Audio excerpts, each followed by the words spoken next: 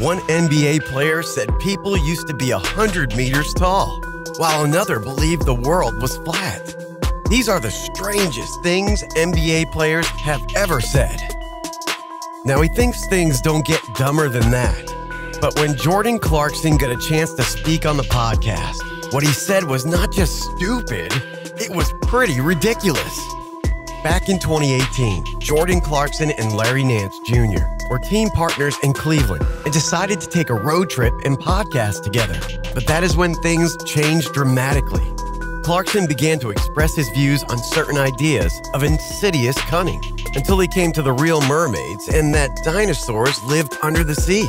Honestly, someone should have taken the mic off this man, but Clarkson was on a roll, and that's when he hit us with the most confusing bit of information I've ever heard. There's bigger people in the world before us, and like the dinosaurs was they pets. Yeah. Okay, so hold on. I'll take you all to the left of this, so you know how we got dogs and the right things. So I think there were big people in the world before us, and like dinosaurs, they were pets. Yes, on the leash, yeah. So how could these people be bigger? No, you look at the dinosaur. They must be 3 times bigger than them. Brother, what? Yes. I'm sure that 100-foot tall people roam the earth and have dinosaurs like pets. Man, why the hell is this guy in the NBA? You have to be in the history station.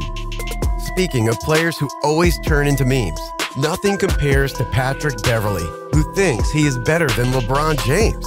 And back in 2020, Beverly got a chance to prove it to the world. Sorry, sir. LeBron dropped 29 points, 9 assists, and 8 rebounds for you and earned 2 points. Now, a player this bad, you can expect him to be dumb. Back in 2018, Stephen Curry decided to express his opinion with a very controversial view of conspiracy, and I'm not sure he knows how the virus will go. Steph appeared with Andre Iguodala in the wing on the podcast. They talked about life outside of basketball, the future. Start any conspiracy. They're not on the moon. You don't think so? Steph, you're... The moment immediately erupted on everyone's Twitter, and NASA itself saw some things. Michael Beasley is a good example that sometimes you don't have to say what you think. This happened for the first time back in 2017, shortly after he signed with the Knicks, after scoring 9.4 points and 3.4 points back last year.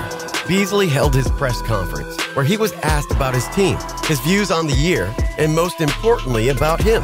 I still think I have a chance to, be one of the best players in the NBA as your favorite player.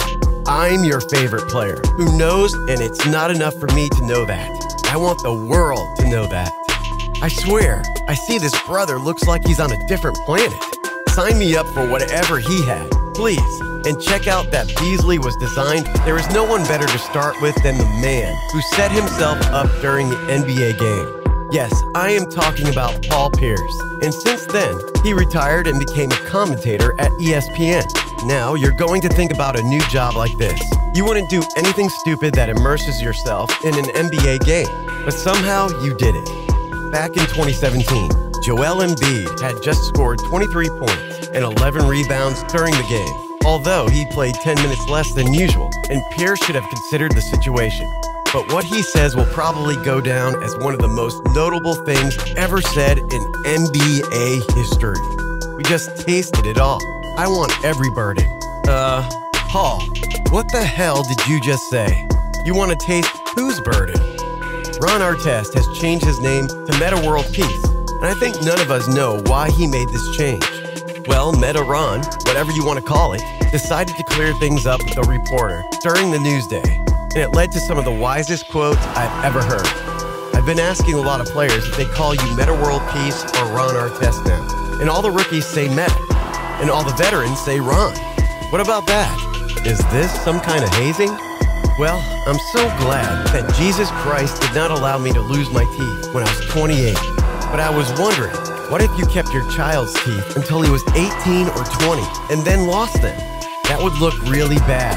So I just think he was really good at losing teeth when he was a child, rather than lose when he was 30 or 20. Well, I'm so glad that Jesus Christ did not allow me to lose my teeth when I was 28. But I was wondering, what if you kept your child's teeth until he was 18 or 20 and then lost them? That would look really bad. So I just think he's really good at losing teeth when he was a child, rather than lose them when he was 30 or 20. Wow! Thanks to your Metta installation, I finally understand. Hey, if you like this video, make sure to like,